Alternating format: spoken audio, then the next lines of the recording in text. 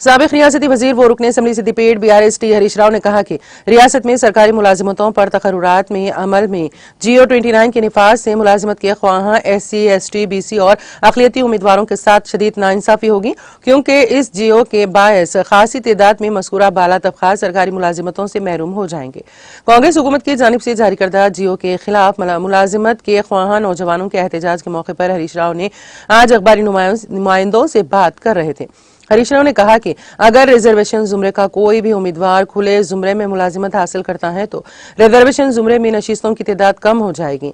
अगर रिजर्वेशन जुमरे के उम्मीदवारान ओपन जुमरे में मुलाजिमतें हासिल करते हैं तो इतनी ही तादाद में रिजर्वेशन जुमरे से नशिस्तों की तादाद घटा दी जाएगी। उन्होंने कहा कि GO 29 आईनी दफात की खिलाफ वर्जी पर मुबनी है, क्योंकि ओपन जुमरे का मतलब है कि हर कोई मेरिट की बुनियाद पर मुलाजिमतें हासिल कर सकता है। हरीश राव ने कहा कि गुज़िश्ता BRS हुकूमत ने GO 55 को नाफिज किया था।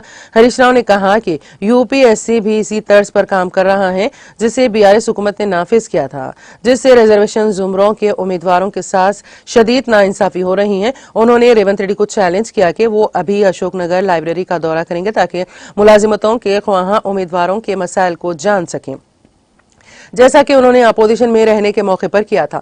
हरीश राव ने इस मसले पर रुकन कानूनसाज कौंसिल कोदंडाराम और दीगर कायदीन की खामोशी पर भी इस्तफसार किया। उन्होंने कहा कि कोदंडाराम, रियाज, C नवीन और A मुरली आज खामोश हैं क्योंकि उन्हें ओहदे मिल चुके हैं।